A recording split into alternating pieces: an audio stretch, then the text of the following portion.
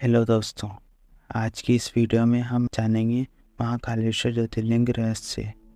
अतः आपसे गुजारिश है कि वीडियो को अंत तक जरूर देखें, क्योंकि इस वीडियो में हम आपको एक महत्वपूर्ण सूचना भी देने वाले हैं। अगर आपको वीडियो पसंद आता है तो इसे लाइक और शेयर करना न भूलें। काल के दो अर्थ होते हैं, एक समय और दूसरा मृत्यु।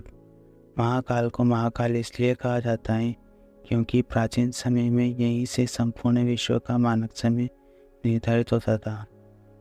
इसलिए इस ज्योतिर्लिंग का नाम महाकालेश्वर रखा गया है। पौराणिक कथा के अनुसार इस शिवलिंग की स्थापना राजा चंद्रसेन और गोपालक की कथा से जुड़ी है, जिसे हम वीडियो में आगे सुनाने वाले हैं। 12 ज्योतिर्लिंगों में से महाकाल ही एकमात्र सर्वोत्तम शिवलिंग है। कहते हैं कि आकाशे तारक लिंग पाताले हाटकेश्वरम भूलोके च महाकालो लिंग गत्रे नमस्तुते। अर्थात आकाश में तारक शिवलिंग, पाताल में हाटकेश्वर शिवलिंग तथा पृथ्वी पर महाकालेश्वर शिवलिंग ये सर्वोत्तम मान्य शिवलिंग है। वर्तमान में जो महाकालेश्वर ज्योतिर्लिंग है वह 3 खंडों में विभाजित हैं। निचले खंड में महाकालेश्वर, मध्य खंड में ओंकारेश्वर तथा ऊपरी खंड में श्री नागचंद्रेश्वर मंदिर स्थित हैं। नागचंद्रेश्वर शिवलिंग के दर्शन वर्ष में एक ही बार नागपंचमी के दिन ही करने दिए जाते हैं। मंदिर परिसर में एक प्राचीन कुंड है। गर्भगृह में विराजित भगवान महाकालेश्वर का विशाल दक्षिणमुखी शिवलिंग है। इसी के साथ ही गर्भगृह में माता पार्वती, भगवान गणेश व कार्तिकेय की मोहक प्रतिमाएं हैं। गर्भगृह में नंदी द्वीप स्थापित हैं, जो सदैव प्रज्वलित होता रहता है। गर्भगृह के सामने विशाल कक्ष में नंदी की प्रतिमा विराजित है। महाकालेश्वर ज्योतिर्लिंग की उत्पत्ति के पीछे एक पौराणिक कथा जुड़ी हुई है। महाभारत, शिव पुराण और स्कंद पुराण में महाकाल के बारे में खूब वर्णन किया गया है। महाकालेश्वर मंदिर से जुड़ी कथा में भगवान शिव के परम भक्त राजा चंद्रसेन और गोपालक का जिक्र मिलता है। आइए अब हम इस कहानी में आगे बढ़ते हैं और आपको राजा चंद्रसेन और गोपालक की कहानी का वर्णन सुनाते हैं।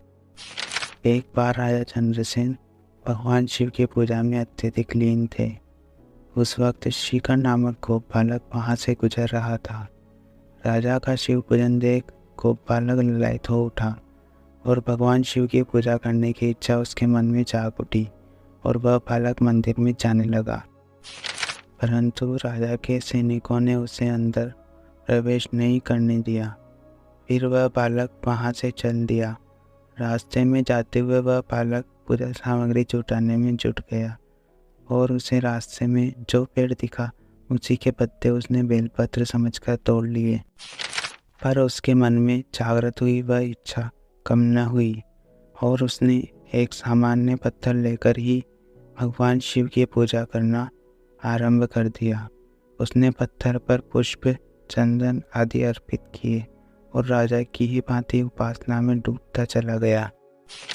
गोपालक की माता ने भोजन के लिए कई बार पुकार लगाई, परंतु वह बालक अपनी जगह से न हिला और पूजा में ही लीन रहा। गोपालक की माता को उसकी हट देखकर अत्यधिक क्रोध आया और उन्होंने वह पत्थर उठाकर फेंक दिया। अपनी माता का क्रोध देखकर वह बालक जोर जोर से रोने लगा। बालक के अश्रु निकल रहे थे। साथ ही मुख से भगवान शिव का नाम, देवादिदेव महादेव का नाम पुकारते हुए वह बालक रोता रहा। बालक की श्रद्धा भक्ति देख भोलेनाथ अत्यंत प्रसन्न हुए और जब उस हठी गोपालक की माता उसे हाथ पकड़कर ले जाने लगी तो उस पत्थर जिसकी वह बालक शिवलिंग समझकर पूजा कर रहा था, उस पत्थर से भगवान शिव प्रकट हो गए। जब उसकी माता ने यह सब देखा तो उसे अपने किए पर दुख हुआ और उसने अपनी गलती की क्षमा मांगते हुए बालक को गले से लगा लिया। यह देख वह बालक बहुत प्रसन्न हुआ और फिर भगवान शिव उसी स्थान पर ज्योतिर्लिंग के रूप में विराजमान हो गए। इस वीडियो में हमने समय के नज़रिए से ज्योतिर्लिंग स्थापना के बारे में बताया है। इसके बाद जो महाकालेश्वर के रूप में भगवान शिव के विराजमान होने की कथा जो दूषण नामक राक्षस से जुड़ी है उसे हम आने वाले वीडियो में बताएंगे। इसलिए महाकालेश्वर स्थापना की कहानी को जानने के लिए अभी हमारे चैनल को सब्सक्राइब और वीडियो को लाइक और शेयर करना ना भूलें।